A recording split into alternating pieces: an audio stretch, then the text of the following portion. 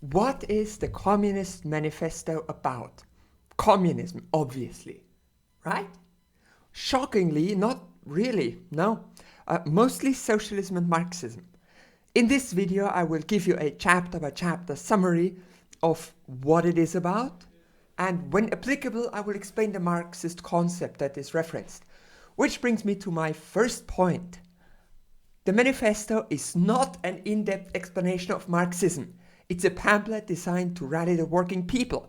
Because of this, it will say things like, the history of all hitherto existing societies is the history of class struggle, without explaining what that means or why they use that exact framework.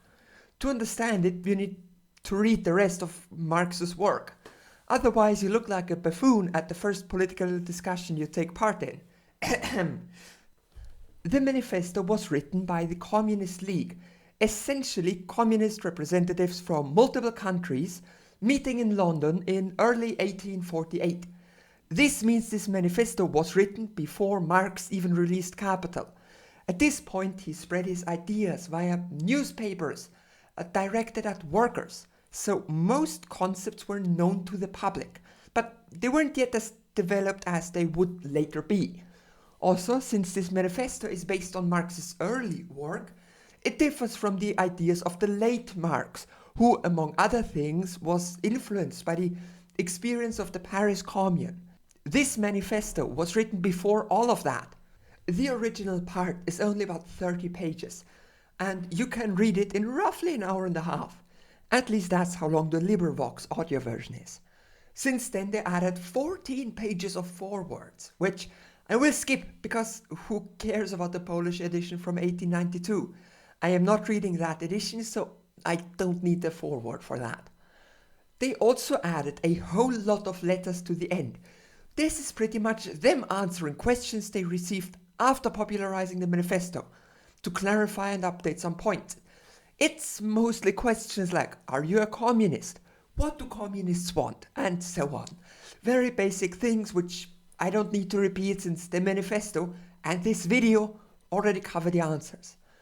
It was written right in the middle of the Industrial Revolution, which moved millions of feudal farmers into industrialized cities, in which they had to work in horrendous conditions for only enough pay to survive until the next payday. Naturally, there was lots of unrest among this new poor class. And it's in this atmosphere that the manifesto is written. I will try to make this video as newcomer friendly as I can without boring my audience too much. At least I'll try. Also, YouTube keeps yelling at me to tell you all to subscribe and hit the bell. So, I don't know, maybe do that. And if you do, you might catch one of the 5 free Discord invites in the description, I guess. And while you're at it, please donate to my Patreon. I'm still in rehab, hence the audio, and I will need to pay for this stay, so, you know. With all that out of the way, let's get going. Manifesto of the Communist Party. A spectre is haunting Europe, the spectre of communism. The manifesto starts by declaring that everyone keeps calling each other communist without even knowing what that means. From liberals to conservatives, everyone is called communist by the opposition.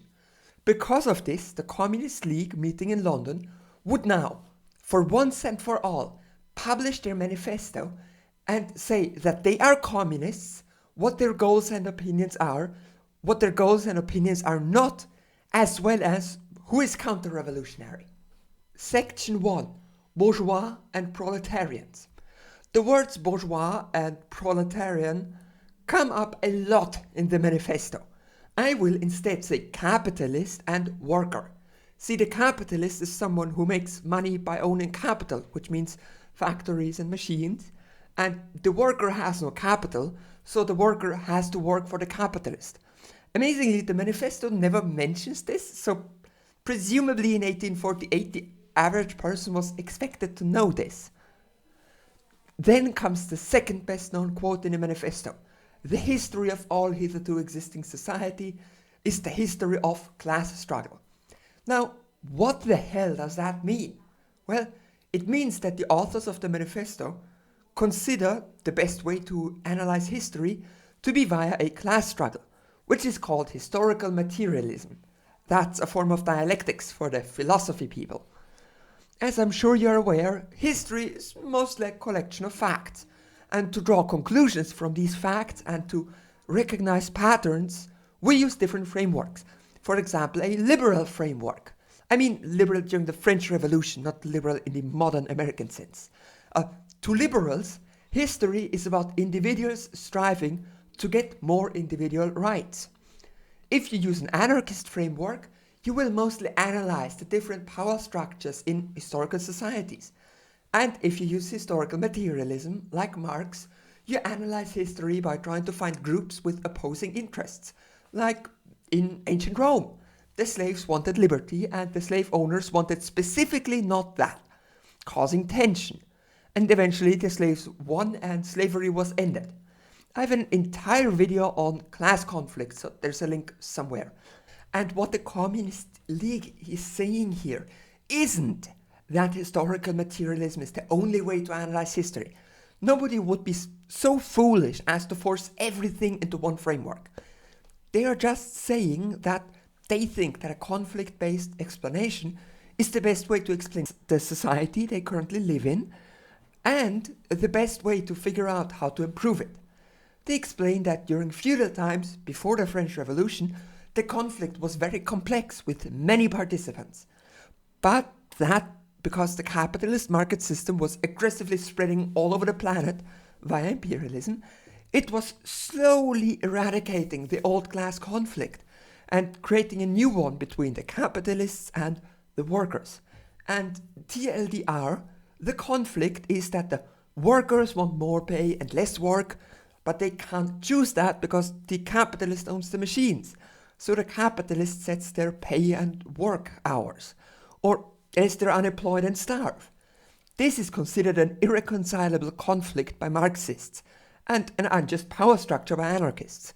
This is why these two groups often work together, despite being very different. The manifesto explains that during the French Revolution, when abolishing the monarchy, the capitalists secured themselves new legal rights, like the right to own land and machines, which previously only nobles had, and they formed a new fancy state that was determined to support these rights. This was, of course, a great deal freer than the feudalism that came before it, but it was basically no different for those who couldn't afford land, which, because there's a finite amount of land, was almost everybody. The manifesto also explains that jobs that used to be honorable are now just cheap laborers for capitalists. For example, people used to make fine coats by hand, using many work hours to create the best possible product. But with the invention of modern machinery, they were all put out of business and forced to work in factories which mass-produced coats cheaper than ever. They elaborate that capitalists are expanding everywhere, and what used to be the national production is being destroyed. Resources are taken from the whole world, mainly colonies, and the products made from them are sold on the entire planet. And capitalism has changed society quicker than it has at any point in history, which is definitely true. At least in Europe, never before had a generation seen the world change as much as the one that grew up before the French Revolution. Then they say the thing about Marxism that confused me for the longest time until Marxist.org explained it to me. And that is that capitalism causes crisis via overproduction. Turns out the reason I was never able to understand the logic behind it is because these crises happen barely ever nowadays. So in the old times this would happen. Someone would sell oil lamps and make loads of money. A lot of rich people saw this and decided to get into oil lamps. Then a bunch of people would start joint stock companies and they would get loads of investment from people wanting to get into the lucrative oil lamp business. Then all these companies would start mass producing oil lamps and flood the market, completely crashing the price and causing all the businesses to make a loss and eventually fail. And all the investors lost their money. All because capitalism produced too much. Because of that, capitalists wanted to introduce capitalism on the whole planet so they could sell more products to more people. To their credit, they did that, and now capitalism is pretty much everywhere. This scenario I explained is known as an investment bubble, which essentially means that stock traders invest more in a company or a section of the economy than it was ever realistically gonna make. And as soon as they notice, they pull out their investment and there is a crash, which can cause a market panic that causes an entire economic crisis. Nowadays, these type of crises happen less, since stock traders are now aware of stuff like how high the realistic demand for a product is. Sometimes. Marxists.org explains that after World War I, crises of overproduction have been very rare for complicated reasons. Of course, capitalism still ends up in a crisis every 10 years, but that has different causes. I will link the article explaining it so you can take a look. The manifesto then explains that as capitalism was formed, so was the modern working class. All independent farmers, artisans, craftspeople were put out of business, forcing them to become workers without property. These workers were then made into members of a huge industrial army, with a strict hierarchy of foremen, supervisors, and eventually capitalists. This comparison of the modern working class to an army appears later as well, and it can be really confusing if I didn't mention it here. The manifesto continues that despite being in a direct conflict with the workers, the capitalist isn't fighting with them first and foremost. They're fighting against aristocrats, small business owners, and foreign capitalists at first. And to be better able to fight these enemies, they give the working class political power. They fight for democracy in monarchies like Prussia because they know the workers would support a liberal capitalist over authoritarian monarchists. And they request that the workers ally with them in the fight against the foreign capitalists, using nationalism. But to do this, they end up giving the working class all this political power and rallying it to think of political issues, which causes the workers to slowly work together, to form unions, and then unions of unions, and eventually national workers' organizations, and even international workers' associations, like the very Communist League which wrote this manifesto. This is one of the ways capitalists are accidentally accelerating the destruction of capitalism. They then explain that in the past the leaders of revolutions already owned property and sought to secure it. For example, during the French Revolution, small business owners already existed, and they sought to protect and expand their rights by abolishing the nobility. Then they explain that the working class is different, because it has no properties to secure. And on top of that, so far all revolutions were led by minorities, like small business owners and traders were a small part of the French society before the revolution. And only about 30% of Americans ever wanted independence from England during the War of Independence. Naturally, the working class nowadays fits in neither of these boxes. They have no property rights to secure, and they are the vast majority of people.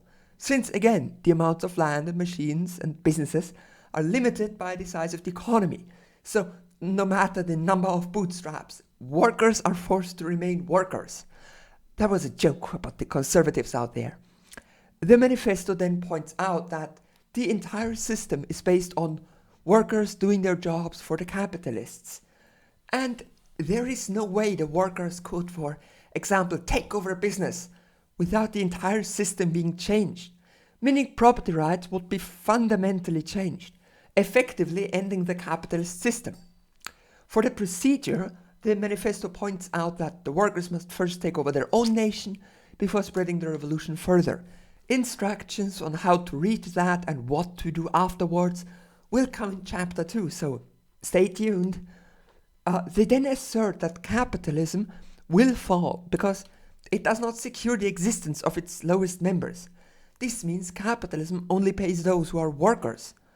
Those who cannot work are not supported. And this lack of support is what will cause them, and the workers who are at a constant threat of being fired, to overthrow the entire system and establish one that is better for them, which would be socialism. Section 2. Proletarians and Communists. In here they explain some of the official positions of the communist parties. For example, they will not form new parties in opposition to existing workers' parties. In other words, they will choose to join and unify with workers' parties in order to avoid splitting the movement. They will support the proletariat at every step of its fight. I interpret this to mean that they support the interests of workers in matters which are not part of the class conflict. For example, later they mention they want to liberate women from their social roles. Karl Marx says intersectionalism. The manifesto explains that the goals of the communists is the formation of the workers as united class and social force, and eventually as political force. This means unionizing workplaces, facilitating cooperation between unions, and forming massive workers' movements to eventually collect the political power needed to overthrow the system. As mentioned before, communists seek to change property rights and abolish private property. This is often misinterpreted as the communists wanting to steal your toothbrush and using it communally. This is of course not what is actually meant by that. I quote, "The distinguishing feature of communism is not the abolition of property generally, but the abolition of bourgeois property. This is the distinction between private and personal property. Private property is a factory or land, and personal property is like your toothbrush and car. There are great arguments about where to draw the line between personal and private. The manifesto defines it around how it's used. For example, an industrial factory cannot be run by one person. It needs many workers who need housing and food and healthcare, and the machines need power, water, raw materials, and so on. And a capitalist and his friends cannot build a factory in the woods and run it. It needs an entire society to be maintained. And on the other hand, if you use a frame for weaving a blanket, you can do that in a hut in the woods. And that is the distinction the manifesto uses. If it can be used by an individual or a family, it is private property and you can keep it. If it needs an entire society to function, then it should be run by that society, not by some individual who inherited lots of money and wants more money because they have money, which somehow makes them think they deserve more money. The manifesto elaborates that in capitalism, labor is used to create more capital, which is then pocketed by a capitalist. In a communist society, on the other hand, labor would be used to improve the lives of the laborers themselves, not the capitalist. By having workers control the industry and using it for everyone, the average person will still get the advantages of industrial society without the disadvantages of being a dirt-poor wage slave. I quote, "Communism deprives no man of the power to appropriate the products of society. All that it does is to deprive him of the power to subjugate the labor of others by means of such appropriations." Then we come to the part where they tell you why capitalists are wrong when they talk about freedoms. Like, capitalists complain about loss of culture and religion because evil communists are not theocrats. The fact that people can celebrate cultural festivals and that people can go to church without the state tax subsidizing churches doesn't seem to occur to them. What I am saying is that a state being atheist doesn't mean you can't pray. The capitalists complain about the loss of the classical family under communism. And in this, the Communist Manifesto agrees. The communists seek to destroy the capitalist conception of the family. That conception is that a man spends his entire life being a worker to finance the family, while his wife has to do the housework and child rearing, stuff like that. Communists seek to destroy this as the standard everyone must follow, and they seek the emancipation of women, to give them the same opportunities as men, so that if they end up in a classical family like that, it's because they want to, not because society decided that's what women have to do. Of course, capitalists talk about freedom in the context of the economy. The freedom to run a business, the freedom to exploit workers, the freedom to crush foreign competition without tariffs, and so on. Basically, everything the Economic Freedom Index considers liberty. I also have a video on that one, amazingly. Communism naturally opposes these supposed freedoms, because the freedom of one to be a king causes the majority more suffering than good. Therefore, nobody be a king and the world is freer. Does that make sense? Like, to liberate the peasants, you need to take the king's freedom to enslave them. And the king and capitalists can complain all they want. This is for the good of the many. Then the manifesto says that communism is nationalistic at first, but not in the capitalist sense where you hate foreigners to distract the workers, but in a communist way, which means we first secure our country and make sure that there's no counter-revolution here, and then we export a revolution. I'm not sure if I would call that nationalism, but it's the word they chose 170 years ago. Once communism starts taking over multiple countries, national hostilities like the Erbfeindschaft between France and Germany will die out as the workers realize that they're all part of one industrial working class, and that the French coal miner and the German coal miner have the same goals and the same capitalist enemies. Naturally, the exploitation by one country of another would also end once international solidarity is achieved. Of course, to reach that stage, the working class must seize state and industry. Once all the unions work together, they will democratically or violently take over the state, depending on the local conditions, and they will turn the state into a tool of the working class. This means, to a communist, after the revolution, the state and working class are the same thing. An anarchist, on the other hand, would always see the state as inherently separate to the working class, since the ones who run the government have different incentives and conditions to the workers. This is, of course, a huge source of leftist infighting. The manifesto is clear that every country is different and needs a different approach. But, in general, for industrialized nations to take over, here are the 10 official steps.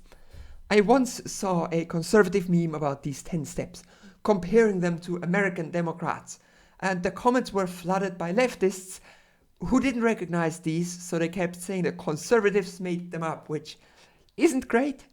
The best way to hurt a side is to defend it with faulty arguments. So, if someone says that communism is bad because of these 10 steps, don't deny that they are communist. Say something like, of course, some of these points are outdated. The manifesto is 170 years old. Leftism has progressed and learned a lot since then, yet dingus. That being said, let's look at them one by one. First, abolition of property in land and application of all rents of land to public purposes. This means you aren't allowed to say you own land and charge people for it. The land is managed by the public, and if your job needs you to use land, like if you're a farmer, then you pay rent, which is then used for the public. They don't say how the public gets the money, so I have the sneaking suspicion that they mean that the state will own the land and the rent, which is better than a capitalist owning the land, because at least the state can use it for good. But the downside is that for the farmer, this changes nothing except for who they pay the rent to. 2. A heavy progressive or graduated income tax. The logic here is that the amount of value one person can produce themselves is limited. Therefore, if you make more than that, you're getting surplus from someone. So instead of it going to your pocket, it goes to the state, which the above can use it for the public goal. 3. Abolition of all rights of inheritance. This one means that to be rich, you need to work a lot. Conservatives implode at the thought of it, but this would probably be the single greatest equalizer in the manifesto. And it would mean that everyone who owns a house or a car does so because they put in the work, not because they inherit it. It's almost how capitalists imagine capitalism works. 4. Confiscation of the property of all emigrants and rebels. This has the clear purpose that just because capitalists leave the country doesn't mean they get to keep their slave plantation. Like, no matter what angry descendants of slave owners living in Miami tell you on Twitter. And yes, there are people on Twitter complaining that Castro destroyed the family business by freeing slaves. Only in America, of course. 5. Centralization of credit in the hands of the state by means of a national bank with state capital and an exclusive monopoly. See, when this manifesto was written, national banks did not exist in the modern sense, and private banks were just issuing new money all the time. often without backing it with anything. Of course, giving private corporations the right to decide the value of your currency was a bad idea, which is why that's one of the targets of the Communist Manifesto, which pretty much every modern state already reached. 6. Concentration of the means of communication and transport in the hands of the state. This has two main reasons. For one, transportation and communications are essential for the state and the economy, so it makes sense for the state to protect them. And the other thing is that for-profit transportation industries have a habit of only serving really rich areas because that's the only place they can make a profit. So for the good of the many, the transportation and communication are instead run by the state in a non-profit way. 7. Extension of factories and instruments of production owned by the state. The bringing into cultivation of wastelands and the improvement of the soil generally in accordance with a common plan. So basically a new industrial revolution, building up the productive forces to improve the lives of the many. This section is, of course, the source of the idea for 5-year plans, as they were later established in Marxist-Leninist countries. 8. Equal liability of all to work, establishment of industrial armies, especially for agriculture. By equal liability to work, they mean that everyone has to work, which I think is directed at capitalists who can work but don't do it in the current society. Later in Capital, Marx wrote, "From each according to his ability to each according to his need." So I don't think he's trying to force disabled people to work. I think this is just an oversimplification. Also, this is a counter-argument to people saying that in socialism nobody would work. Marx says that everyone should work. By establishment of industrial armies, they of course mean a new united working class, not a real army, see above. They especially point out farmers because farmers never find unions or solidarity because of the nature of their work. This line was later used to justify collectivized farms. 9. Combination of agriculture with manufacturing industries, gradual abolition of all the distinctions between town and country, by a more equable distribution of the proletarians and communist populace over the country. The idea here is to get rid of the differences in the standard of living between town and country by integrating the economy. And it seems like they want to settle communists all over the country, which I guess would spread communist ideas. I'm not aware of anyone doing that, to be honest. Seems like kind of a weird idea. 10. Free education for all children in public schools. Abolition of children's factory labor in its present form. Combination of education with industrial production. Free education is good. I think we can agree on that. Child labor is also bad. That's not controversial. The maybe controversial part is that they say public schools, which would mean that you can no longer homeschool kids by showing them PragerU videos. Which, yes, is what PragerU is intended for. It's on their website. And yes, we should ban that. And by the last part, they probably mean something like German apprenticeship. The idea is that if you're 16 and you want to work in the industry, you go work in the factory 4 days a week and go to school 1 day. After a few years, you're done and you're a certified worker in that field.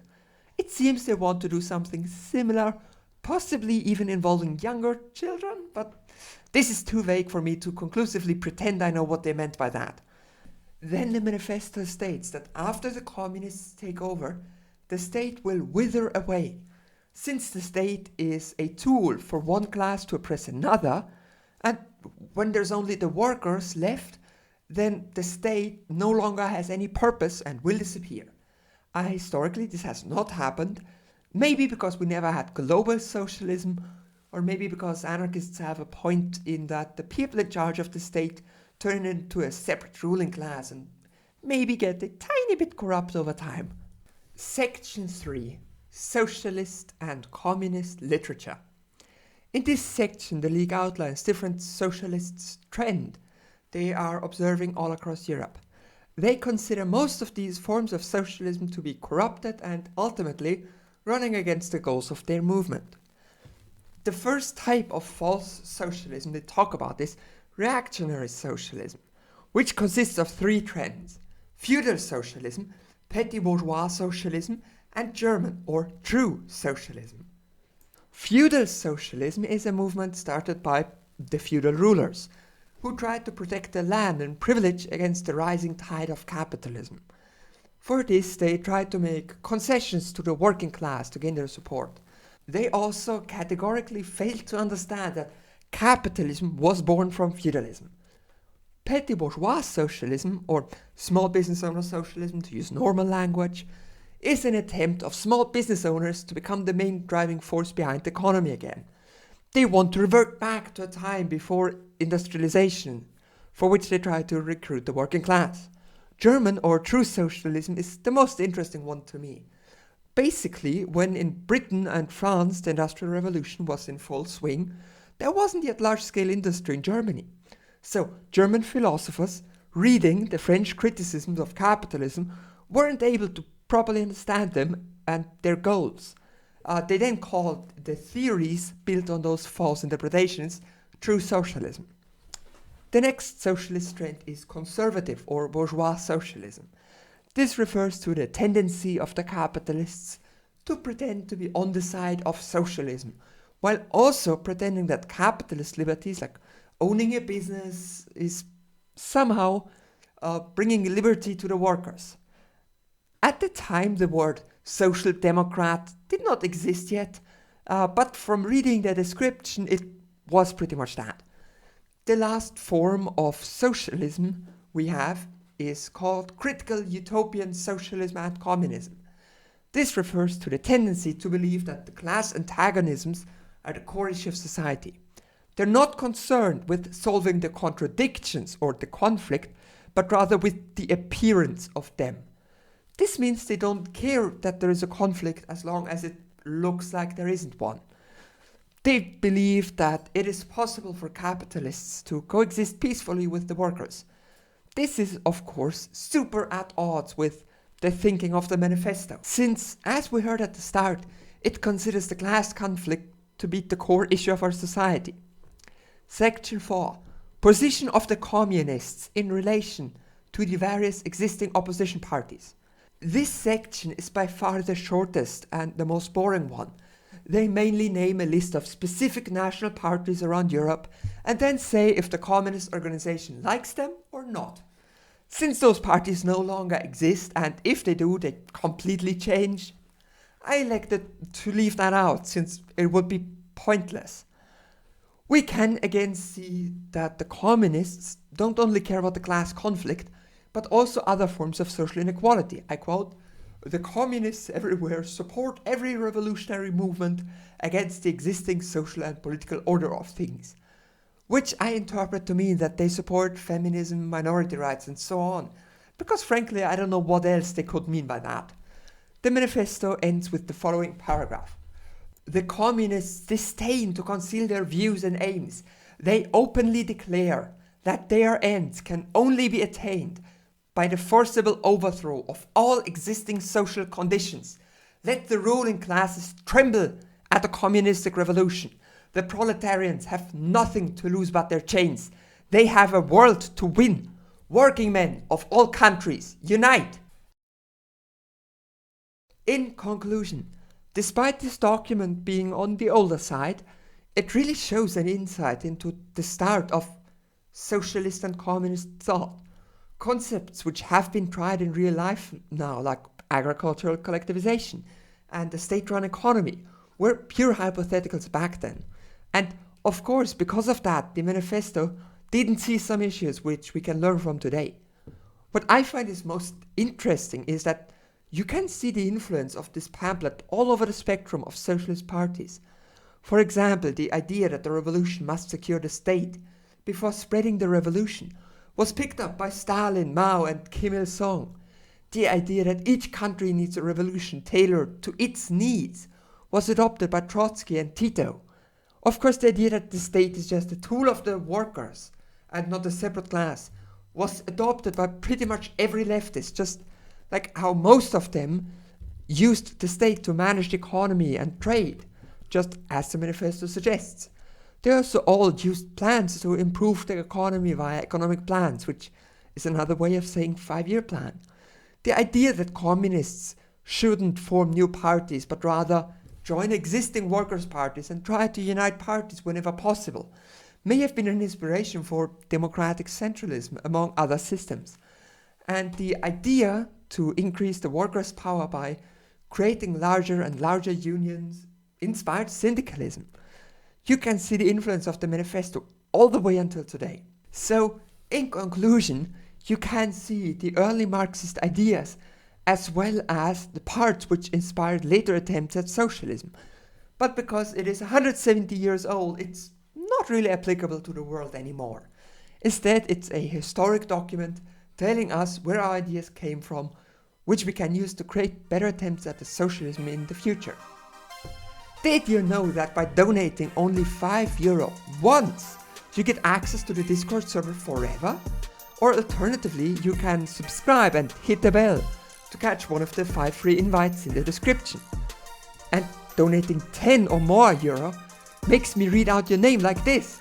Special thanks to Darius the Bird, Dave Lewis, Eric Betts, Attila Nemes, Carissa, Chairman Pineapple, Daniel Hyman, Daphne, Emily Marigold Klassen, Gabi Gita, Herdington Gerdington, Josh C., Klastrup, Nane Pema, Nora Quinn, Ollie, Pote, Raymond DeVille, Roman Bryant, Sean Murphy, Skylar Magnum Turner, Stairmaster Chef and Trey.